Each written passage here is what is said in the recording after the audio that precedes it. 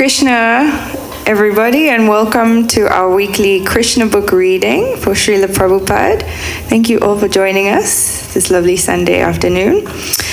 And so we will begin. Nama Om Vishnu Padaya Krishna Prastaya Bhutale Srimate Bhakti-Vedanta Swamin Iti Namine Namaste Saraswati Deve Gauravani Pracharine Nirvishesha Sunyavadi Paschata Desatarine Jai Shri Krishna Chaitanya Prabhu Nityananda Shri Advaita Gadadhar Shivasari Gaur Bhakta Vrinda. Hare Krishna, Krishna Krishna, Hare Hare, Hare Rama, Rama Rama, Hare Hare. And to each other. Vanchakalpatarubhyascha, Kripa Sindhubhyevacha, Patitanam Pavanebhyo, Vaishnavebhyo, Namo Namaha. All right. So today we are on chapter 64 of Krishna book, titled The Story of King Nirga. And we shall begin. Once the family members of Lord Krishna, such as Samba, Pradyumna, Charu, Bhanu, and Gada, all princes of the Yadu dynasty, went for a long picnic in the forest near Dwarka. In the course of their excursion, all of them became thirsty, and so they tried to find out where water was available in the forest. When they approached a well, they found no water in it, but, on the contrary, within the well was a wonderful living entity. It was a large lizard, and all of them were astonished to see such a wonderful animal. They could understand that the animal was trapped and could not escape by its own effort. So, out of compassion, they tried to take the large lizard out of the well. Unfortunately, they could not get the lizard out, even though they tried in so many ways.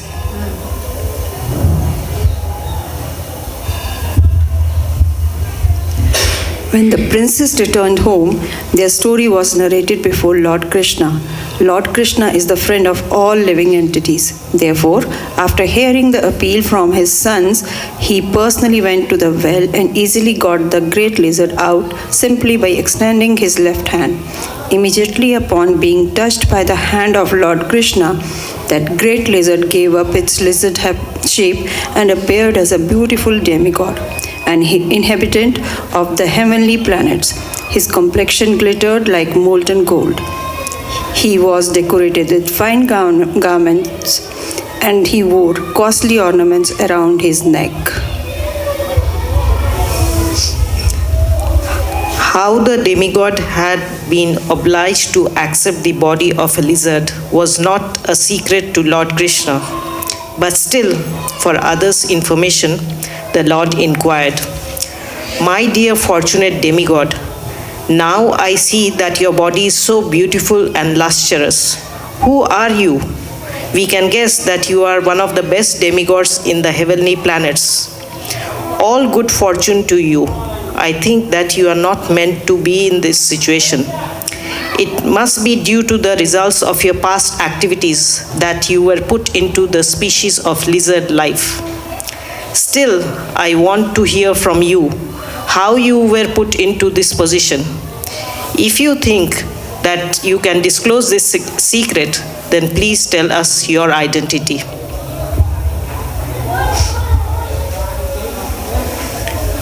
Actually, this large lizard was King Nirga, and when questioned by the Supreme Personality of Godhead, he immediately bowed down before the Lord, touching to the ground the helmet on his head, which was as dazzling as the sunshine. In this way, he first offered his respectful obeisances unto the Supreme Lord. He then said, "My dear Lord, I am King Nirga, the son of King Ishkvaku. If you have ever taken account of all charitably disposed men, I am sure you must have heard my name. My Lord, you are the supreme witness. You are aware of every bit of work done by the living entities, past, present, and future. Nothing can be hidden from your eternal cognizance. Still, you have ordered me to explain my history, and I shall therefore narrate the full story.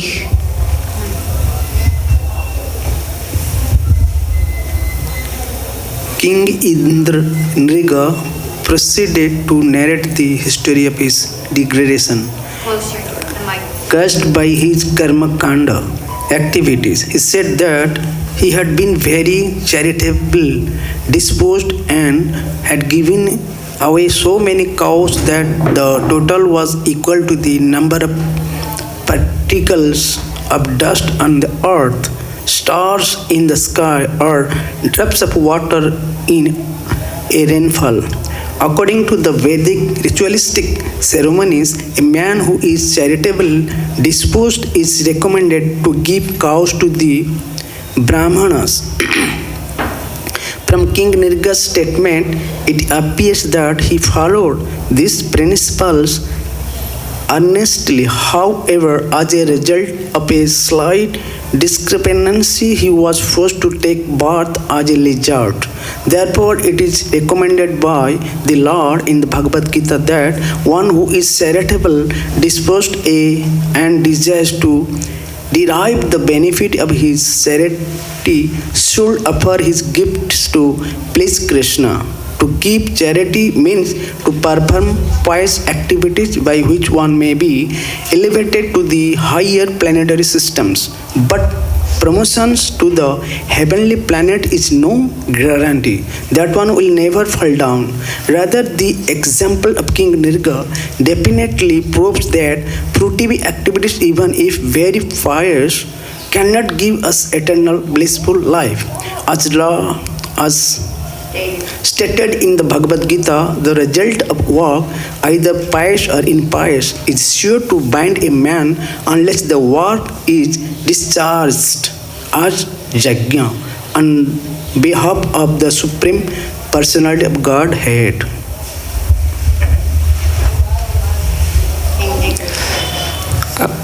King Nriga said that the cows had given in charity were not ordinary cows.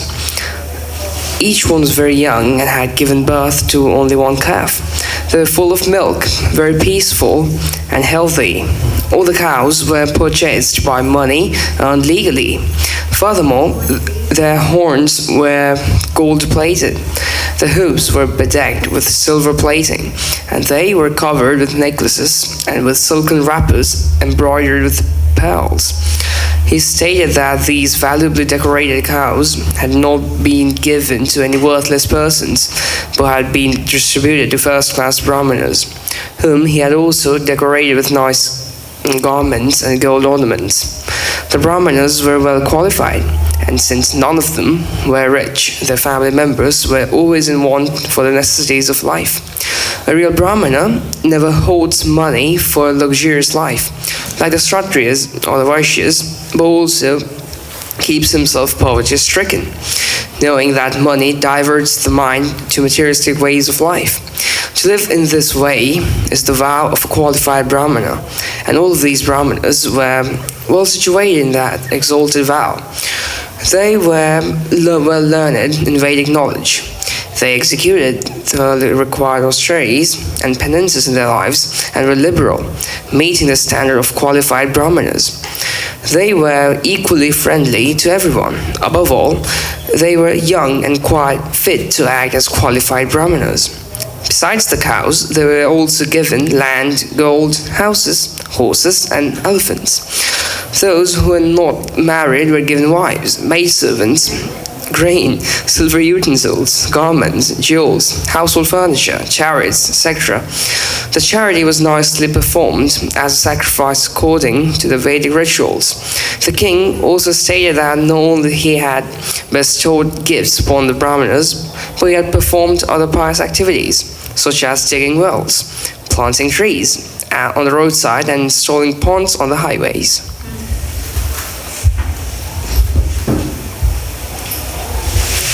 The king continued, "In spite of all this, unfortunately one of the Brahmana's cows that I had given in charity chanced to enter amongst my other cows.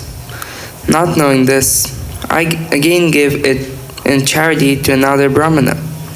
As the cow was being taken away by this Brahmana, its former master claimed it as his own, stating, "This cow was formerly given to me, so how is it that you are taking it away?"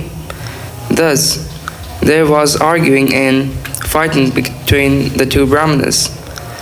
And they came before me and charged that I had taken back a cow I had previously given in charity.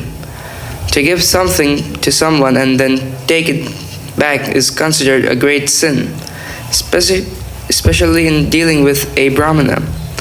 When both Brahmanas charged the king with the same complaint, he was simply puzzled as to how it had happened. Thereafter, with great humility, the king offered each of them 100,000 cows in exchange for one cow that was causing the fight between them.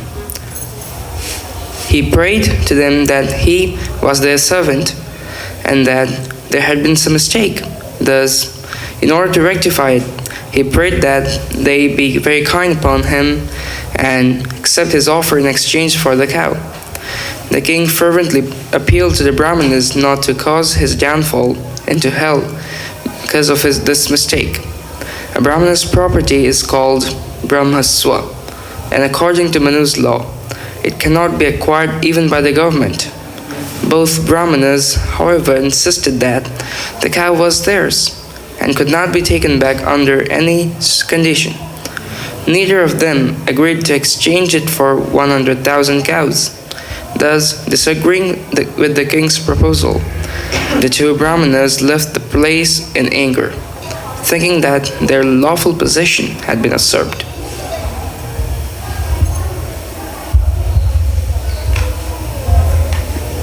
After this incident, when the time came for the king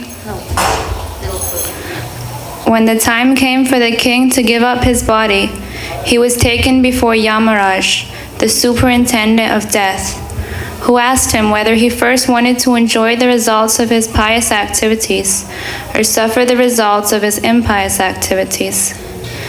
Seeing that the king had executed so many pious activities and charities, Yamaraj also hinted that he did not know the limit of the king's future enjoyment. In other words, there would be practically no end to the king's material happiness. But in spite of this hint, the king, bewildered, decided first to suffer the results of his impious activities, and then to accept the results of his pious activities.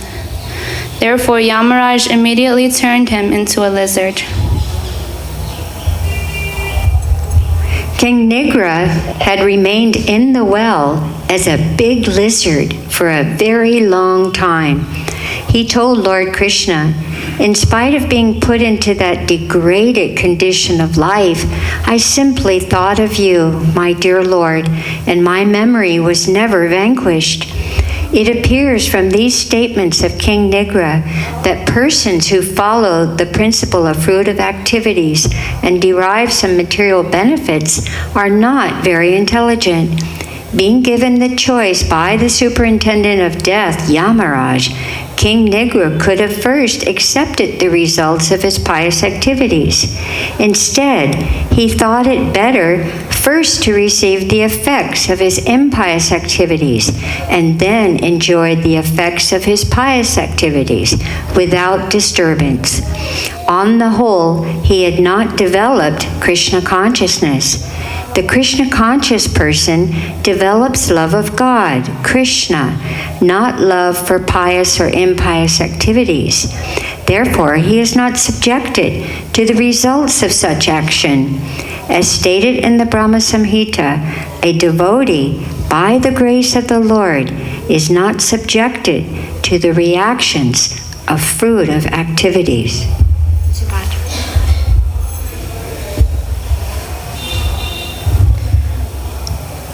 Somehow or other, as a result of his pious activities, King Nriga had aspired to see the Lord. He continued, "My dear Lord, I had a great desire that someday I might be able to see you personally. I think that this great desire to see you combined with my tendency to perform ritualistic and charitable activities, has enabled me to retain the memory of who I was in my former life, even though I became a lizard. Such a person who remembers his past life is called Jati Smara. In modern times also, there are instances of small children recalling many details of their past lives. My dear Lord, you are the Supersoul seated in everyone's heart. There are many great mystic yogis who have the eyes to see you through the Vedas and Upanishads. To achieve the elevated position of realizing that they are equal in quality with you, they always meditate on you within their hearts. But although such exalted saintly persons may see you constantly within their hearts, they still cannot see you face to face. Therefore, I am very much surprised that I am able to see you personally. I know that I was engaged in so many activities, especially as a king. Although I was in the midst of luxury and opulence, and was subject to so much of the happiness and misery of material existence, I am so fortunate to be seeing you personally. As far as I know, when one becomes liberated from material existence, he can see you in this way.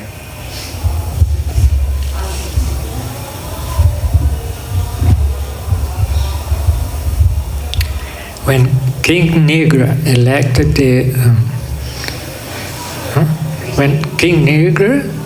elected to receive the results of his impious activities, he was giving the body of a lizard because of the mistake in his pious activities. Thus he could not be directly converted to a higher state of life like a great demigod. However, along with his pious activities, he thought of Krishna, so he was quickly released from the body of a lizard and given the body of a demigod. By worshipping the Supreme Lord, those who desire material opulence are given the bodies of powerful demigods. Sometimes these demigods can see the Supreme Personality of Godhead face to face, but they are still not yet eligible to enter into the spiritual kingdom, the Vaikuntha planet. However, if the demigods continue to be devotees of the Lord, the next chance they get, they will enter into the Vaikuntha planets.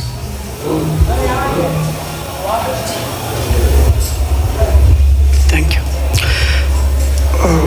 Having attained the body of a demigod, King Nriga, continuing to remember everything, said, "My dear Lord, you are the Supreme Lord and are worshipped by all the demigods. You are not one of the ordinary living entities.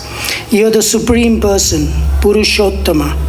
You are the source of all happiness for all the living entities. Therefore, you are known as Govinda. You are the Lord of those living entities who have accepted material bodies and those who have not yet accepted material bodies. Among the living entities who have not accepted material bodies are those who hover in the material world as evil spirits or live in the ghostly atmosphere. However, those who live in the spiritual kingdom, the Vaikuntha Lokas, have bodies not made of material elements. You, my Lord, are infallible. You are the supreme, the purest of all living entities. You live in everyone's heart. You are the shelter of all living entities, Narayan. Being seated in the heart of all living entities, you are the supreme director of everyone's sensual activities. Therefore, you are also called Rishikesh.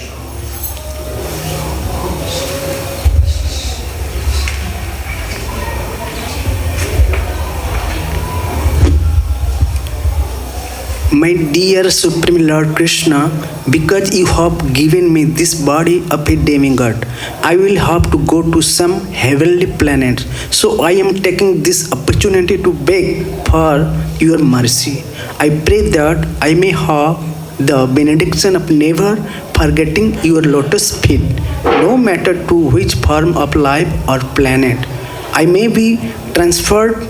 You are all pervading, present everywhere as a cause and effect. You are the cause of all causes, and your power is unlimited. You are the absolute truth, the Supreme Personality of Godhead, and the Supreme Brahma. I therefore offer my respectful obeisance unto you again and again. My dear Lord, your body is full of transcendental bliss and knowledge, and you are eternal.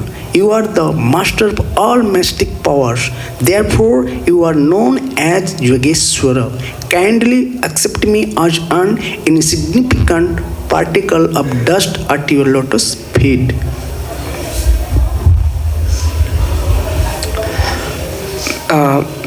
Before entering the heavenly planets, King Nriga circumambulated the Lord, touched his helmet to the Lord's lotus feet, and bowed before him. Seeing the airplane from the heavenly planets present before him, he was given permission by the Lord to board it. After the departure of King Nriga, Lord Krishna expressed his appreciation for the king's devotion to the Brahmanas, as well as his charitable disposition and his performance of Vedic rituals. Therefore, it is recommended that if one cannot directly become a devotee of the Lord, one should follow the Vedic principles of life.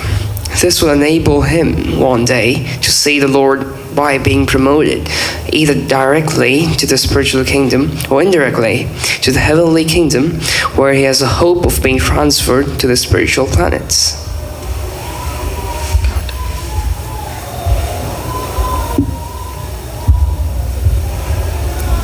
At this time, Lord Krishna was present amongst his relatives, who were members of the Kshatriya class, to teach them through the exemplary character of King Nriga. He said, even though a Kshatriya king may be as powerful as fire, it is not possible for him to usurp the property of a Brahmana and utilize it for his own purpose. If this is so, how can ordinary kings, who falsely think themselves the most powerful beings within the material world, usurp a Brahmana's property? I do not think that taking poison is as dangerous as taking a Brahmana's property. For ordinary poison, there is treatment. One can be relieved from its effects. But if one drinks the poison of taking a Brahmana's property, there is no remedy for this mistake. The perfect example is King Nriga. He was very powerful and very pious, but due to the small mistake of knowingly usurping a Brahmana's cow, he was condemned to the abominable life of a lizard. Ordinary Maybe we'll just do half of the big paragraphs, because we have so many. Ordinary poison affects only those who drink it, and ordinary fire can be extinguished simply by pouring water on it. But the Arani fire, ignited by the spiritual potency of a Brahmana who is dissatisfied, can burn to ashes the whole family of a person who provokes such a Brahmana. Formerly, the Brahmanas used to ignite the fire of sacrifice, not with matches or any other external fire, but with their powerful mantras called Arani. If someone even touches a Brahmana's property, his family is ruined for 3 generations. However, if a Brahmana's property is forcibly taken away, the taker's family for 10 generations before him and 10 generations after will be subject to ruination.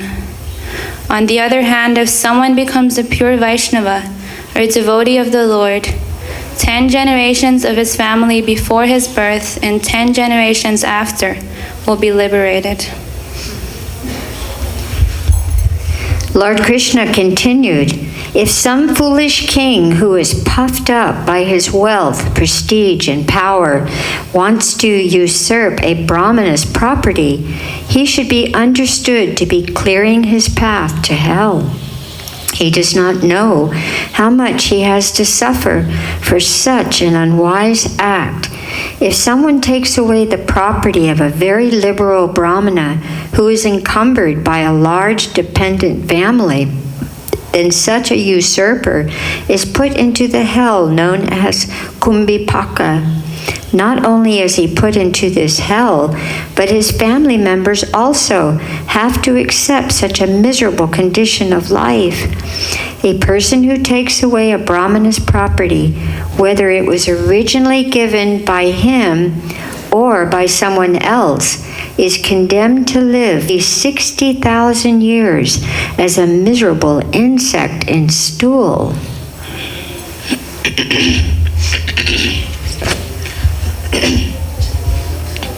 Therefore, I instruct you, all my boys and relatives present here, do not, even by mistake, take the possession of a Brahmana and thereby pollute your whole family.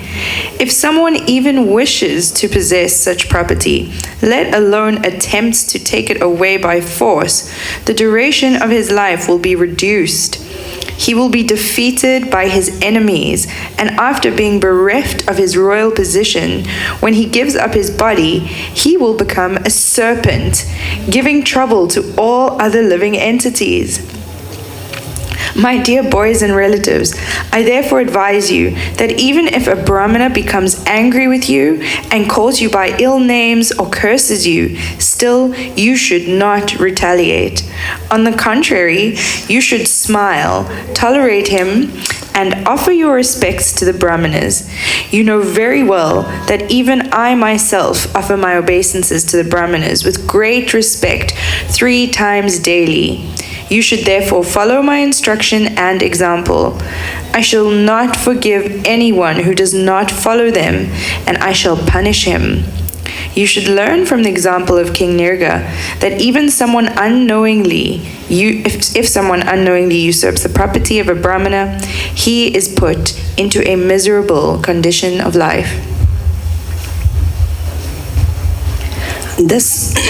Thus, Lord Krishna, who is always engaged in purifying the conditioned living entities, gave instructions not only to his family members and the inhabitants of Dwarka, but to all the members of human society. After this, the Lord entered his palace. Thus ends the Bhaktivedanta purport of 64th chapter of Krishna, the story of King Nirga. Chapter 65, Lord Balaram visit Vrindavan. Lord Balaram became very anxious to see his father and mother in Vrindavan. Therefore, with great enthusiasm, he started to on a chariot for Vrindavan. The inhabitants of Vrindavan had been anxious to see Krishna and Balaram for a very long time. When Lord Balaram returned to Vrindavan, all the cowherd boys and the gopis had grown up. But still on his arrival, they all embraced him, and Balaram embraced them in desperation. After this, he came before Maharaj Nanda and Yashoda and offered his respectful obeisances. In response, Mother Yashoda and Nanda Maharaj offered their blessing unto him. They addressed him as Jagdish Shaura, or the Lord of the universe, who maintains everyone. The reason for this was that Krishna and Balaram maintain all living entity, and yet Nanda and Yashoda were put into such difficulties on account of their absence. Feeling like this, they embraced Balaram and sitting him on their lap, began their perpetuated crying, wetting Balaram with their tears. Lord Balaram then offered his respectful obeisances to the elderly cowherd men and accepted the obeisances of the younger cowherd men. Thus, according to their different ages and relationship, Lord Balaram exchanged feeling of the friendship with them. He shook hands with those who were his equal in the age, and the friendship with the Lord, laughing, embraced each one of them.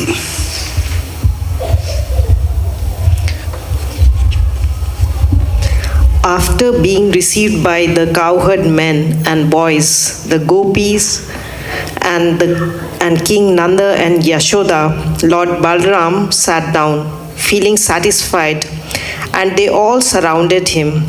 First, Lord Balaram inquired from them about their welfare, and then, since they had not seen him for such a long time, they began to ask him different questions. The inhabitants of Vrindavan had sacrificed everything for Krishna, simply being captivated by the lotus eyes of the Lord. Because of their great desire to love Krishna, they never desired anything like elevation to heavenly planets or merging into the effulgence of Brahman to become one with the absolute truth. When they were not even interested in enjoying the life of opulence, but they were satisfied in living a simple life in the village as cowherds. They were always absorbed in thoughts of Krishna and did not desire any personal benefits. And they were all so much in love with him that in his absence, their voice faltered when they began to inquire from Balaramji.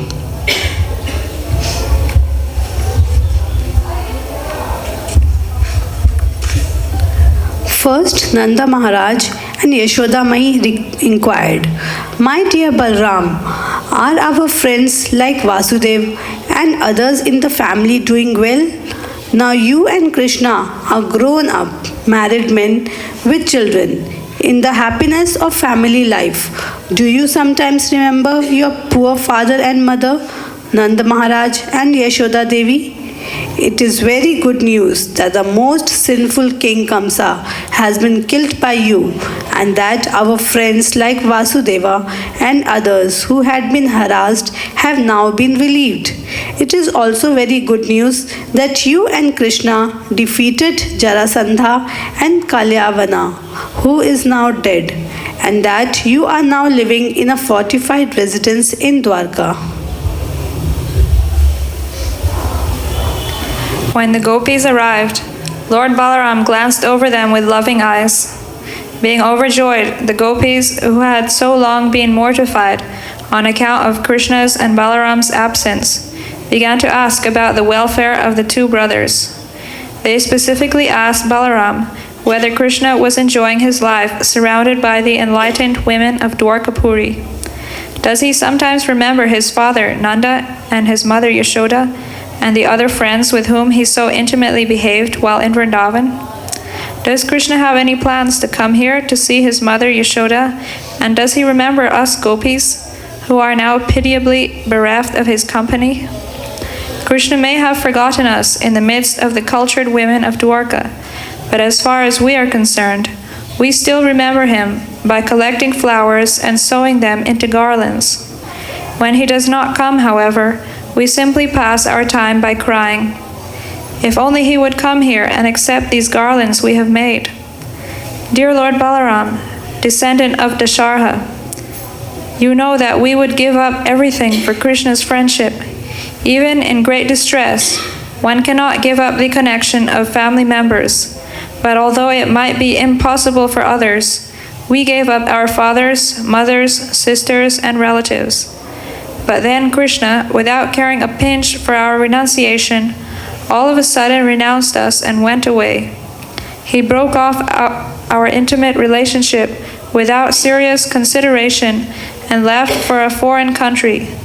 But he was so clever and cunning that he manufactured very nice words. He said, "My dear gopis, please do not worry. The service you have rendered me is impossible for me to repay. After all, we are women, so how could we disbelieve him? Now we can understand that his sweet words were simply for cheating us."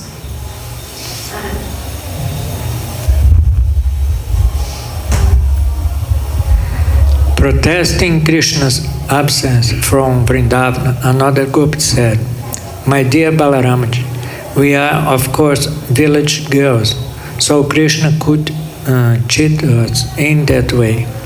But what about the women of Dwarka? Don't think they are as foolish as we are. We village women might be misled by Krishna, but the women in the city of Dwarka are very clever and intelligent. Therefore, I would be surprised if such city women could be misled by Krishna and could believe his words. Then one gopi began to speak. My dear friend, she said, Krishna is very clever in using words. No one can compete with him in that art. He can manufacture such colorful words and talk sweetly that the heart of any woman would be misled. Besides that, he has perfected the art of smiling very attractively, and by seeing his smile, women become mad after him and give themselves to him without hesitation.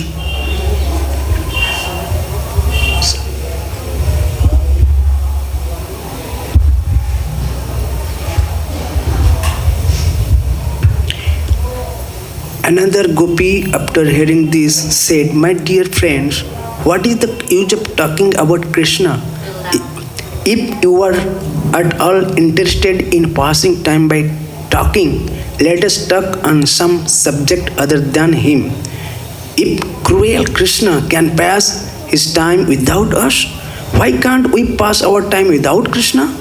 Of course, Krishna is passing his days without us very happily, but we cannot pass our days happily without him. When the gopis were talking this way, their feelings for Krishna became more and more intense. They were experiencing Krishna's smiling, Krishna's words of love, Krishna's attractive features, Krishna's characteristics, and Krishna's embraces. By the force of their ecstatic feelings, it appeared to them that Krishna was personally present and dancing before them.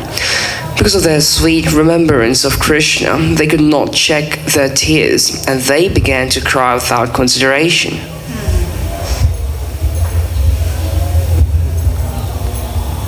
Lord Balaram, of course, could understand the ecstatic feelings of the gopis, and therefore he wanted to pacify them. He was expert in presenting an appeal, and thus treating the gopis very respectfully, he began to narrate the stories of Krishna, so tactfully that the gopis became satisfied. To keep the gopis in Vrindavan satisfied, Lord Balaram stayed there continuously for 2 months, namely the months of Chaitra, March, April, and Vaishakha, April, May. For those 2 months he kept himself among the gopis, and he passed every night with them in the forest of Vrindavan to satisfy their desire for conjugal love. Thus Balaram also enjoyed the rasa dance with the gopis during those 2 months. Since the season was springtime, the breeze on the bank of the Yamuna was blowing very mildly, carrying the aroma of different flowers, especially the flower known as komudi. Moonlight filled the sky and spread everywhere, and thus the banks of the Yamuna appeared very bright and pleasing, and Lord Balaram enjoyed the company of the gopis there. The demigod known as Varuna sent his daughter Varuni in the form of liquid honey oozing from the hollows of the trees. Because of this honey, the whole forest became aromatic, and the sweet aroma of the liquid honey, Varuni, captivated Balaramji.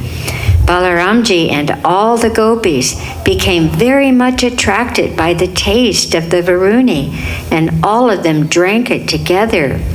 While drinking this natural beverage, all the gopis chanted the glories of Lord Balaram, and Lord Balaram felt very happy, as if he had become intoxicated by drinking that Varuni beverage. His eyes rolled in a pleasing attitude. He was decorated with long garlands of forest flowers, and the whole situation appeared to be a great function of happiness because of this transcendental bliss. Lord Balaram smiled beautifully, and the drops of perspiration decorating his face appeared like soothing morning dew. While Balaram was in that happy mood, he desired to enjoy the company of the gopis in the water of Yamuna.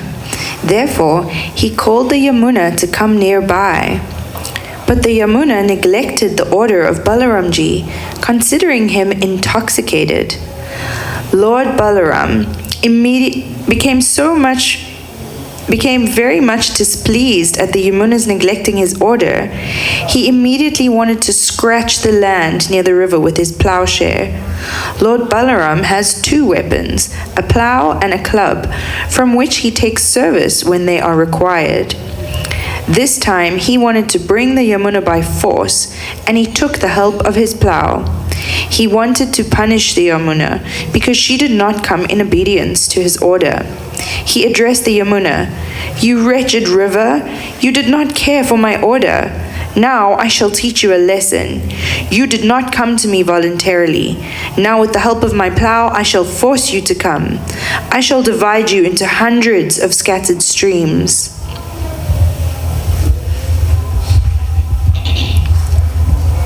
When the Yamuna was threatened like this, she became greatly afraid of the power of Balarama and immediately came in person, falling at his lotus feet and praying thus, "My dear Balarama, you are the most powerful personality and you are pleasing to everyone.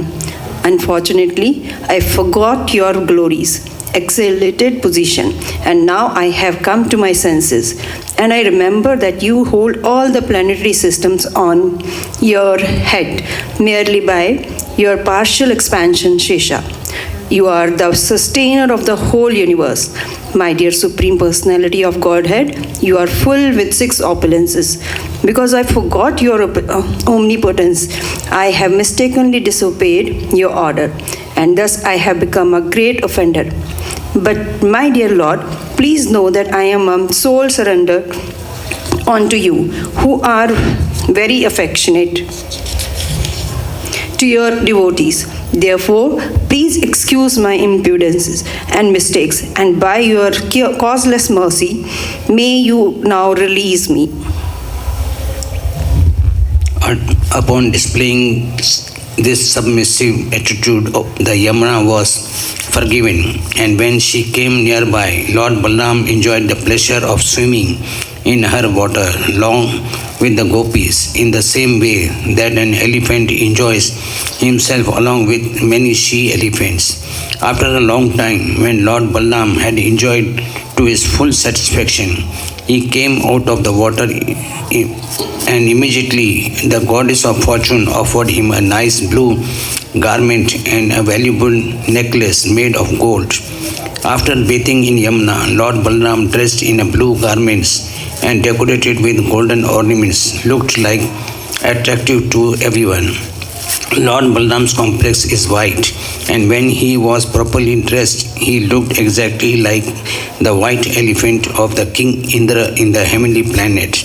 The river Yamuna still has many small branches due to being scattered by the plowshare of Lord Balaram, and all these branches of the river Yamuna still glorify the omnipotence of the Lord Balaram.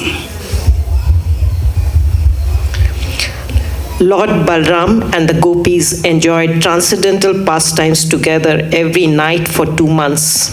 And time passed so quickly that all those nights appeared to be only one night. In the presence of Lord Balaram, all the gopis and other inhabitants of Vrindavan became as cheerful as they had been before in the presence of both brothers, Lord Krishna and Lord Balaram. Thus ends the Bhakti-Vedanta purport of 65th chapter of Krsna. Lord Balaram visits Vrindavan.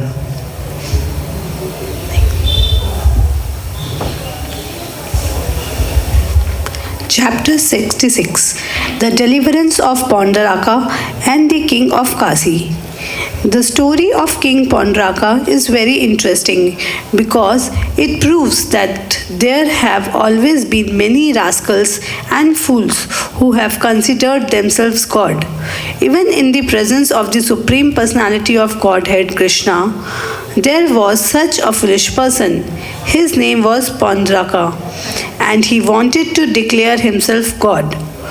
While Lord Balaram was absent in Vrindavan, this King Pondaraka, the king of Krsna province, being foolish and puffed up, sent a messenger to Lord Krishna. Lord Krishna is accepted as the Supreme Personality of Godhead, but King Pondraka directly challenged Krishna through the messenger, who stated that Pondraka, not Krishna, was Vasudeva. In the present day, there are many foolish followers of such rascals. Similarly, in Pondraka's day, many foolish men accepted Pondraka as the Supreme Personality of Godhead. Because he could not estimate his own position, Pondraka falsely thought himself to be Lord Vasudeva. Thus, the messenger declared to Krishna that King Pondraka, the Supreme Personality of Godhead, had descended to the earth out of his causeless mercy, just to deliver all distressed persons. Surrounded by many other foolish persons, this rascal Pondraka had actually concluded that he was Vasudeva, the Supreme Personality of Godhead. This kind of conclusion is certainly childish. When children are playing, they sometimes select a king amongst themselves, and the selected child may think that he is actually the king. Similarly, many foolish persons, due to ignorance, select another fool as God, and then the rascal actually considers himself God, as if God could be created by childish play or by the votes of men. Under this false impression, thinking himself the Supreme Lord, Pondraka sent his messenger to Dwarka to challenge the position of Krishna. The messenger reached the royal assembly of Krishna in Dwarka and conveyed the message given by his master Pondraka. The message contained the following statements.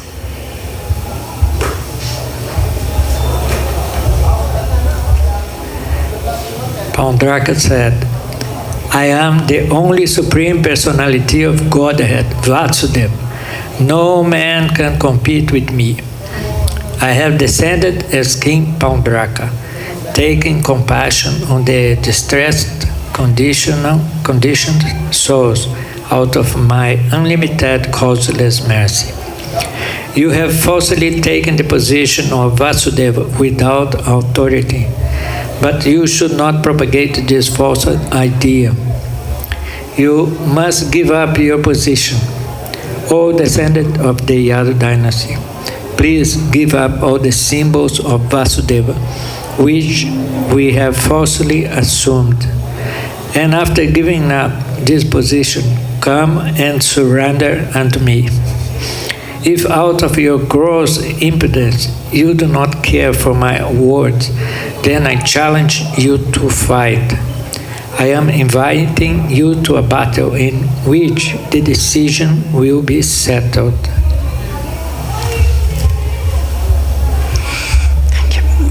When all the members of the royal assembly, including King Ugrasen, heard this message sent by Pondraka, they laughed very loudly for a considerable time.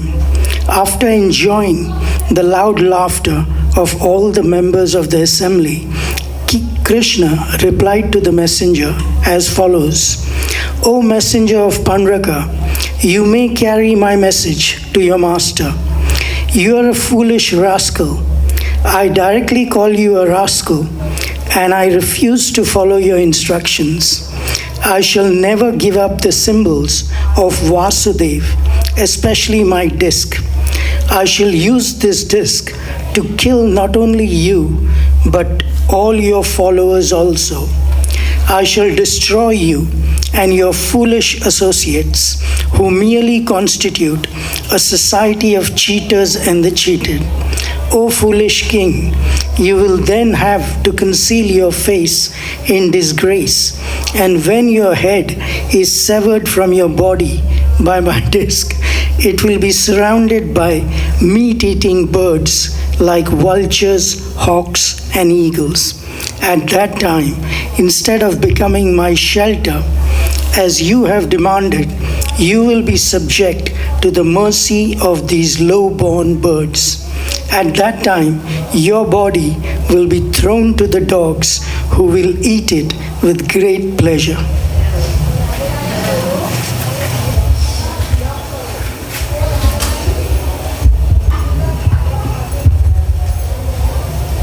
The messenger carried the words of Lord Krishna to his master. Pandrak, who patiently heard all these insults without waiting any longer, Lord Sri Krishna immediately started out on his chariot to punish the rascal Pandrak, the king of Krsna, because at that time he was living with his friend, the king of Kasi. Krishna surrounded the whole city of Kasi.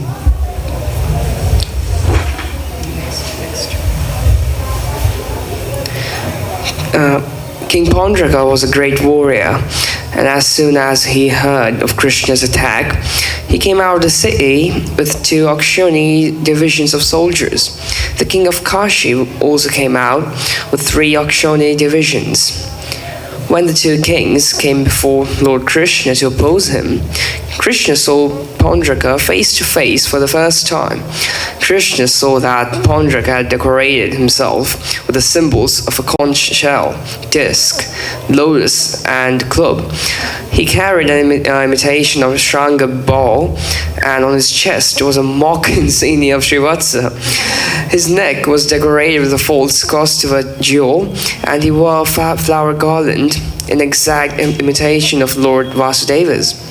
He was dressed in yellow silken garments, and the flag on his chariot carried the symbol of Garuda, exactly imitating Krishna's.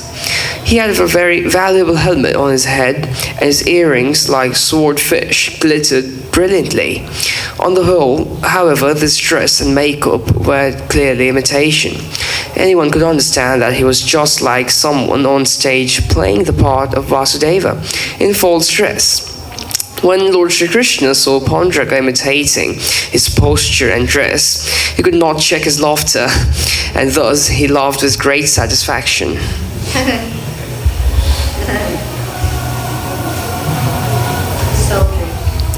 Soldiers on the side of King Pandraka began to shower their weapons upon Krishna.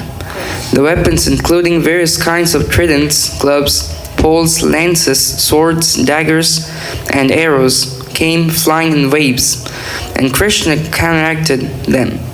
He smashed not only the weapons, but also the soldiers and assistants of Pandraka. Just as during the dissolution of this universe, the fire of devastation burns everything to ashes. The elephants, chariots, horses, and infantry belonging to the opposite party were scattered by the weapons of Krishna. Indeed, the whole battlefield became strewn with smashed chariots and the bodies of men and animals. There were fallen horses, elephants, men, ashes, and camels. Although the devastated battlefield appeared like the dancing place of Lord Shiva at the time of the dissolution of the world, the warriors on the side of Krishna were very much encouraged by seeing this, and they fought with greater strength. At the time, Lord Krishna told Pandraka, you requested me to give up the symbol of Lord Vishnu, specifically my disc. Now I will give it up to you. Be careful. You falsely declared yourself Vasudeva, imitating me. Therefore, no one is greater fool than you. From this statement of Krishna's, it is clear that any rascal who advertises himself as God is the greatest fool in the human society.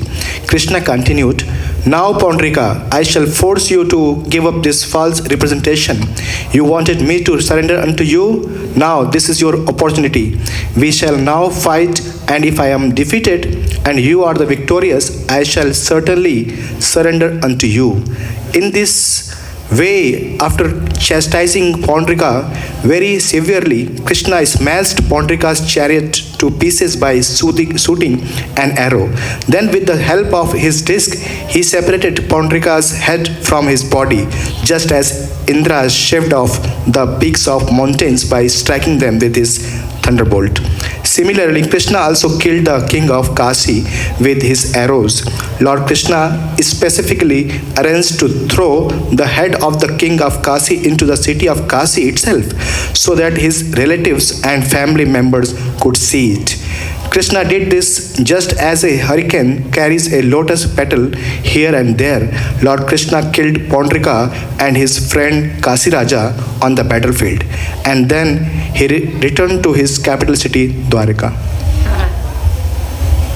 When Lord Krishna returned to the city of Dwarka, all the siddhas from the heavenly planets were singing his glories.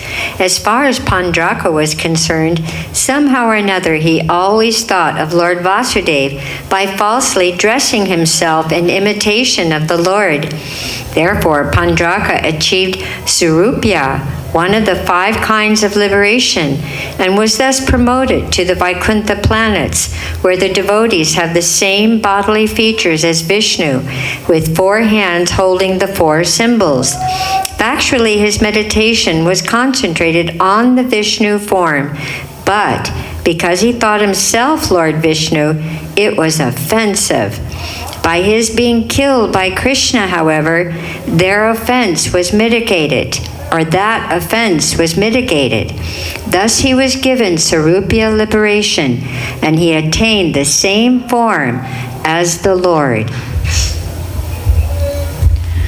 When the head of King Kasi was thrown through the city gate, people gathered and were astonished to see that wonderful thing. When they found out that there were earrings on it, they could understand that it was someone's head. They conjectured as to whose head it might be. Some thought it was Krishna's head, because Krishna was the enemy of Kasiraj, and they calculated that the king of Kasi might have thrown Krishna's head into the city so that people might take pleasure in the enemies having been killed. But they finally detected that the head was not Krishna's, but that of Kasiraj himself. When this was ascertained, the queens of the king of Kasi immediately approached and began to lament the death of their husband. "Our dear Lord," they cried, "upon your death we have become just like dead bodies." The king of Kashi had a son whose name was Sudakshina. After observing the ritualistic funeral ceremonies, he took a vow that since Krishna was the enemy of his father, he would kill Krishna and in this way liquidate his debt to his father. Therefore, accompanied by a learned priest qualified to help him, he began to worship Mahadeva, Lord Shiva. Lord Shiva, who is also known as Vishwanatha, is the Lord of the kingdom of Kashi. The temple of Lord Vishwanatha is still existing in the Varanasi, and many thousands of pilgrims still gather daily in that temple. By the worship of Sudakshina, Lord Shiva was very much pleased, and he wanted to give a benediction to his devotee. Sudakshina's purpose was to kill Krishna, and therefore he prayed for a specific power by which to kill him. Lord Shiva advised that Sudakshina, assisted by the Brahmanas, execute the ritualistic ceremony for killing one's enemy. This ceremony is also mentioned in some of the Tantra. Lord Shiva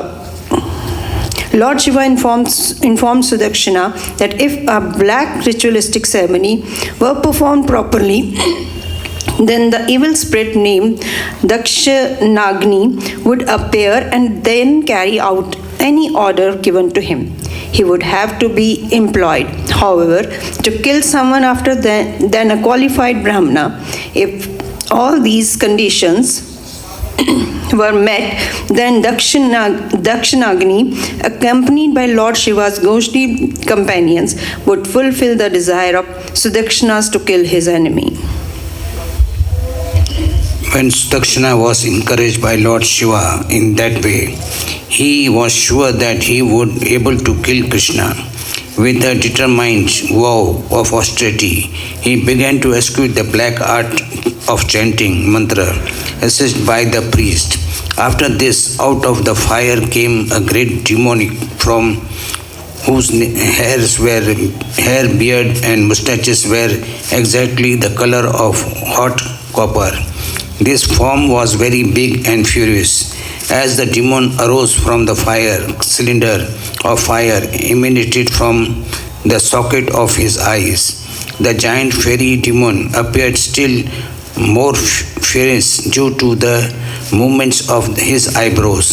He exhibited long sharp teeth and sticking out his long tongue, licked his upper and lower lip. He was naked and he carried a big trident blazing with fire like fire. After appearing from the fire of sacrifice, he stood winding the trident in his hand. In his sight by the Sudakshana, the demon proceeded toward the capital city of Dwarka with many hundreds of the ghostly companions, and it appeared that he was going to burn all outer space to ashes. The surface of the earth trembling because of his striking step. When he entered the city of Dwarka, all the residents panicked just like animals in the forest fire.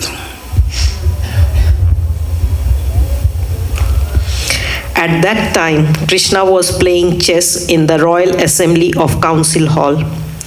All the residents of Dwarka approached and addressed him. Dear Lord of three worlds, a great fiery demon is ready to burn the whole city of Dwarka. Please save us. In this way, all the inhabitants of Dwarka appealed to Lord Krishna for protection from the fiery demon who had just appeared in Dwarka to devastate the whole city. Lord Krishna, who specifically protects his devotees, saw that the whole population of Dwarka was most perturbed by the presence of the great fiery demon. He immediately smiled and assured them, "Don't worry, I shall give you all protection." The Supreme Personality of Godhead Krishna is all-pervading. He is within everyone's heart, and he is also without, in the form of the cosmic manifestation. He could understand that the fiery demon was the creation of Lord Shiva, and in order to vanquish the demon, he took his Sudarshan chakra and ordered him to take the necessary steps. The Sudarshan chakra appeared with the effulgence of millions of suns, his heat being as powerful as the fire created at the end of the cosmic manifestation. By his effulgence, the Sudarshan chakra illuminated the entire universe, on the surface of the earth as well as in outer space. Then the Sudarshan chakra began to freeze the fiery demon created by Lord Shiva. In this way, the fiery demon was checked by the Sudarshan chakra of Lord Krishna, and being defeated in his attempt to devastate the city of Dwarka, he turned back. Having failed to set fire to Dwarka, the fiery demon went back to Varanasi, the kingdom of Kashiraj. As a result of his return, all the priests who had helped instruct the black art of mantras, along with their employer Sudakshana, were burned to ashes by the glaring effulgence of the fiery demon. According to the methods of black art mantras instructed in the tantras, if the mantra fails to kill the enemy, then because it must kill someone, it kills the original creator. Sudakshana was the originator, and the priests assisted him. Therefore, all of them were burned to ashes. This is the way of the demons. The demons create something to kill God, but by the same weapon, the demons themselves are killed.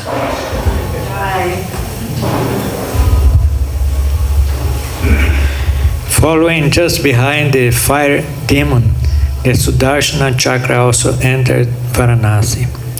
The seat had been very opulent and great for a very long time. Even now, the city of Varanasi is opulent and famous, and it is one of the important cities of India. There were then many big palaces, assembly houses, marketplaces, and gates, with large and very important monuments by the palaces and gates. Lecturing platforms could be found at each and every crossroads. There were buildings that housed the treasury, elephants, horses, chariots, and grain, and places for distribution of food. The city of Varanasi had been filled with all this material opulence for a very long time. But because the king of Kasi and his son Sudakshana were against Lord Krishna, the Vishnu Chakra Sudarshana, the disc weapon of Lord Krishna, devastated the whole city by burning all these important places. This excursion was more revenging than modern bombing. The Sudarshana Chakra, having thus finished his duty, came back to his Lord Sri Krishna at Dwaraka.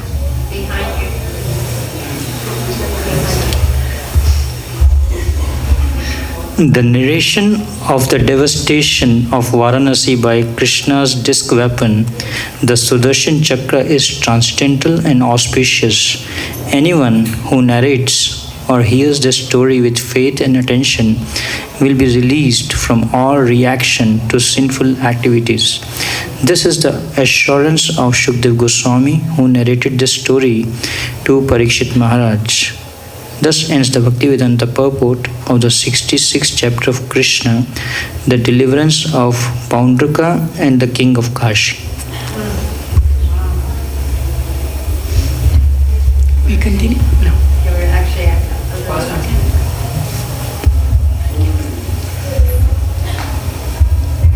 So Prabhupada is saying anyone who narrates or even hears this story with faith and attention will be released from all reaction to sinful activities. So this concludes our Sunday reading of Krishna book to Srila Prabhupada.